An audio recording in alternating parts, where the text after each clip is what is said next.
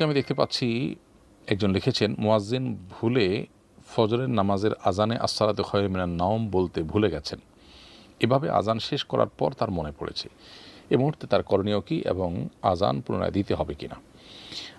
আসসালাতু খায়রুম মিনান নাওম এটি ফজরের আজানে বলতে হয়। এই বলাটা মুস্তাহাব, ফরজ, ওয়াজিব কিংবা সুন্নাতে মুআক্কাদা পর্যায়ের জিনিসও নয়।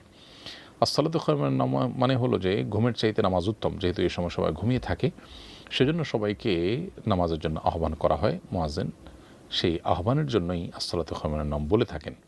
কোনো কারণে ফজরের ওয়াক্তে কেউ আজান দিতে গিয়ে যদি ফজরের ওয়াক্তের আজানের এই স্পেশাল বাক্য আসসালাতু খায়রুম মিনান নাওম এটা বলতে যদি কেউ ভুলে যান, তাহলে সেক্ষেত্রে আজান দোহরাতে হবে না, কারণ বিষয়টি ফরজ, ওয়াজিব কিংবা সুন্নাতে মুআক্কাদা নয়। তবে আজানের পরপর যদি তার মনে পড়ে তৎক্ষণাৎ, তাহলে সেক্ষেত্রে তিনি আসসালাতু খায়রুম মিনান নাওম এবং এর পরের বাক্যগুলো আবার একটু পড়ে নেবেন, আবার একটু বলে নেবেন, বাস এটুকু যথেষ্ট। আসসালাতু মিনান নাওম থেকে নিয়ে শেষ পর্যন্ত আবার তিনি বাকি বাক্যগুলো বলবেন। এর মাধ্যমে তিনি আজান সমাপ্ত করবেন। পুনরায় আজান শুরু থেকে দেওয়ার কোনো প্রয়োজন নেই। এরপরে প্রশ্ন হলো, এক স্ত্রীর বিছানায় শুয়ে তার প্রতি মনোযোগ না দিয়ে আরেক স্ত্রীর সাথে মেসেজিং বা খোশ গল্প করা কি জায়েজ? কারোর যদি একাধিক স্ত্রী থাকেন এবং কোনো স্ত্রীর ঘরে তিনি থাকেন, তাহলে সেক্ষেত্রে সেই স্ত্রীর হক এটি। অর্থাৎ তার সাথে খোশ গল্প করা বলুন, সময় দেয়া বলুন, এটা পুরোপুরি তার হক।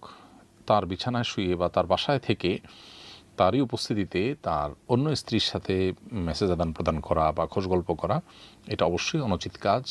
এটা যে স্ত্রীর ঘরে আছেন তার অধিকার সুস্পষ্ট লঙ্ঘন করা এবং তার প্রতি যে সদাচরণ করবার কর্তব্য রয়েছে এটি তার বরখেলাফ।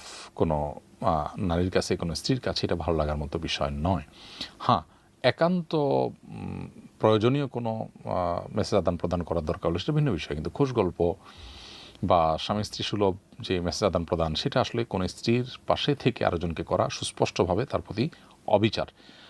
এটা যদি কেউ করে থাকেন, তার আল্লাহকে ভয় করা উচিত এবং এই ভুল দ্বিতীয়বার যদি তিনি না করেন, সেদিকটা তাকে অবশ্যই লক্ষ্য রাখতে হবে। আমরা অনেক সময় আমাদের আশেপাশের আমাদের পরিবারের সদস্যদের হক নষ্ট করে ফেলি। আমরা ভুলেই যাই যে তাদের হক নষ্ট করলেও কিন্তু আল্লাহর কাছে আমাদের জবাবদিহিতা আছে। আল্লাহ তাআলা একাধিক স্ত্রী বিয়ে করলে সে সমস্ত মানুষদেরকে বলেছেন, সে সমস্ত মানুষদেরকে যারা একাধিক বিয়ে করবে তাদেরকে বলেছেন তারা যেন ইনসাফ করে, তারা যেন সমতা বজায় রাখে। অতএব যার যেদিন পালা বা যার সাথে যেদিন থাকার কথা, সেদিন তার হকই আদায় করতে হবে। অন্য সাথে খোশ গল্প করা তার সামনে, এটা তার হক নষ্ট করার শামিল। এরপরে প্রশ্ন হলো, শবে বরাতের করণীয় বর্জনীয় সম্পর্কে জানতে চাই। শবে বরাত যেটাকে আমরা বলছি, হাদিসের ভাষায় মূলত লাইলাতুন নিসফি মিন শাবান বা মধ্য শাবানের রাত। এই মধ্য শাবানের রাত, এ রাতের করণীয় বলতে আল্লাহ তাআলা এ রাতে বান্দাকে সাধারণ ক্ষমা ঘোষণা করেন হিংসুক এবং যারা শিরকে লিপ্ত সে সমস্ত মানুষগুলো ছাড়া। অতএব কারোর প্রতি শত্রুতা, বিদ্বেষ, হিংসা পোষণ করা কিংবা শির থেকে বেঁচে থাকাটা হলো আমাদের কর্তব্য, যাতে করে সাধারণ ক্ষমার আওতায় আমরা পড়তে পারি। এ রাতে সারা রাত জেগে নামাজ পড়ার জন্য স্পেশাল বা বিশেষ কোনো নির্দেশনা, কোনো বিশুদ্ধ হাদিস দ্বারা প্রমাণিত হয়নি। তবে এ সম্পর্কিত, এ রাতের ফজিলত সম্পর্কিত আরও বিভিন্ন হাদিস বর্ণিত হয়েছে, যেগুলো বেশিরভাগই দাঈফ। তবে সাধারণ ক্ষমার ঘোষণা সংক্রান্ত হাদিসটা গ্রহণযোগ্যতার লেভেল পর্যন্ত যায়। সেজন্য লাইলাতুল বরাত যেটাকে আমরা বলছি, শবে বরাত যেটাকে আমরা বলছি, যেটা মূলত মধ্য শাবানের রাত হাদিসের ভাষ্য অনুযায়ী, সে রাতের ফজিলত এতটুকু আছে যেটা সাধারণ ক্ষমার রাত। অতএব ক্ষমা লাভের জন্য চেষ্টা করা প্রশংসনীয়। কিন্তু এর বাইরে মন গড়া অনেক বিষয় আছে যেগুলো এই রাতকে ঘিরে আমাদের সমাজে হয়ে থাকে। হালুয়া রুটি থেকে নিয়ে পটকা বা আতশবাজি করানো, পটকা ফুটানো, আতশবাজি করা, তারপর আলোকসজ্জা করা, অনেক মসজিদ, অনেক দিনই প্রতিষ্ঠান আলোকসজ্জা করা হয়। এগুলো আমাদের কালচারের সাথে মিশে গেছে, যদিও কোরআন হাদিসে এগুলো করার জন্য কোনো নির্দেশনা আমাদেরকে দেওয়া হয়নি। এগুলোকে ইবাদত মনে করে আমাদের করা উচিত হবে না, কারণ বিদআতের যে কনসেপ্ট শরীয়তের, সেই কনসেপ্টের আলোকে এগুলো আমরা করতে পারি না, বরং আমরা আল্লাহর কাছে সাধারণ ক্ষমা লাভের জন্য চেষ্টা করতে পারি। জাস্ট এটুকু। এরপরে প্রশ্ন হলো, আমি স্বর্ণের ব্যবসা করি, আমার স্বর্ণের উপর জাকাত আসবে নাকি এটার মূল্যের উপর জাকাত আসবে? স্বর্ণের উপর জাকাত আসা আর স্বর্ণের মূল্যের উপর জাকাত আসা কিন্তু একই জিনিস।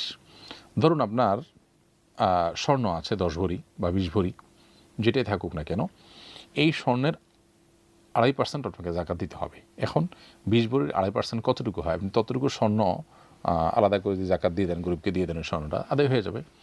আবার একই সাথে স্বর্ণের বিক্রয় মূল্য কত, বর্তমান বাজার দর কত সেটা হিসাব করে যা ভ্যালু হবে তার 2.5% টাকা আপনি দিয়ে দিলেন, সেটা আদায় হয়ে যাবে। অর্থাৎ টাকা দিলেন আর ওই স্বর্ণের মূল স্বর্ণেরই অংশ থেকে জাকাত দিলেন, দুইটা কিন্তু একই কথা হবে, বিধায় এটাতে কোনো পার্থক্য হবে না।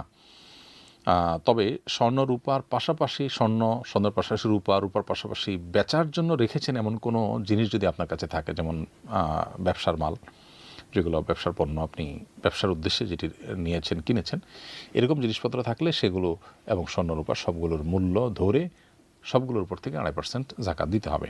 আর যদি স্বর্ণটা আলাদা আপনি দিতে চান তো শুধু স্বর্ণ দিয়ে স্বর্ণটা দিতে পারেন, কোনো অসুবিধা নেই, বাকিগুলো আপনি টাকা দিয়ে আদায় করবেন। এরপরে